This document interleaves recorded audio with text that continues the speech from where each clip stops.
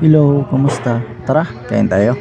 At sandali lang, huwag ka munang magsalita. Di ko hahayaan lahat ito ay mawala ang iniisip ko. Kung pwede pa ba tayo? Yo, what's up guys? Welcome back sa vlog ko. Samahan niyo ako at ang girlfriend ko sa isang simple pero solid na araw. Ito kami ngayon, nasa Puerto pa lang, papunta sa simbahan.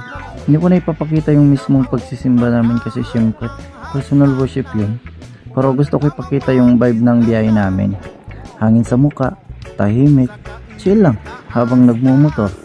Minsan ganito lang kasimple ang kailangan mo para masimula ng maayos ang araw.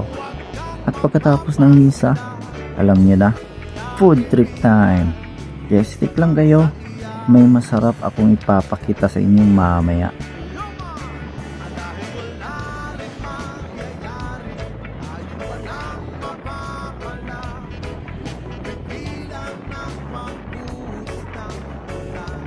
And here we are guys. Dito na kami sa Walk Hard Asian Cuisine. Cuisine? Iwan ko, basta kayo na bahala. This is actually our go-to spot kapag malapit lang kami dito. Ang saya kasi kahit simpleng order lang, talagang satisfying. Kinuha ko lang yung camera sa motor guys. Naka-order na kami, kaya tamang antay-antay muna. Habang naghihintay ito si GF, nag-scroll sa reels. Ilang minuto lang ready to serve ng pagkain. Okay guys, check this out. Ang aming fees ngayon, meron kaming chicken fried rice, only for 60 pesos lang. Dito lang yan sa Kaswagan guys. Ang sa akin naman, luncheon meat fried rice. And syempre, nag-add kami ng pork tonkatsu plus dalawang Mountain Dew. Sobrang sulit, promise. Hindi ito sponsored guys ha. Basta gusto ko lang i-share kasi ang affordable at authentic ng mga food nila. Perfect spot kung gusto nyo ng masarap at hindi mabigat sa bulsa. Pag masarap talaga yung kakainin mong pagkain, automatic na mag-quiet mode kayo habang kumakain. Tahimik, pure enjoyment. Share ko lang guys. Minsan talaga pag kumakain kami sa labas ng girlfriend ko, mas nagugustuhan niya pa yung order ko kaysa sa order niya. Iwan ko ba? Pero pag sinabi kong same na lang kami ng order, ayaw niya din. Nakakalito diba? Pero grabe guys no, sobrang mura. 60 pesos lang meron ka ng chicken fried rice. Sobrang mura ng mga paninda nila dito sa Walk Hard Asian Cuisine.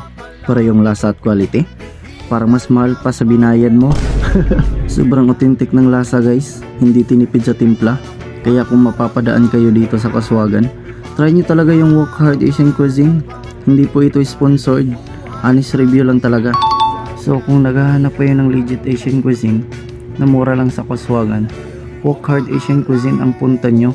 Mapapauwi ka na lang sa masarap na alaala at extra happy sa bill. Seriously guys, kahit simple lang, busog ka na, satisfied ka pa, at sulit sa bulsa.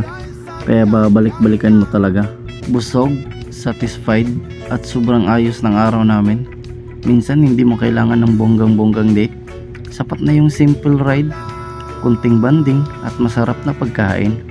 Kung gusto nyo rin ng ganitong experience, try nyo sa Walk Hard Asian Cuisine sa Kaswagan. Dito lang yan sa Cagayan guys. Pwede nyo i-search sa Google Map, di kayo mawawala.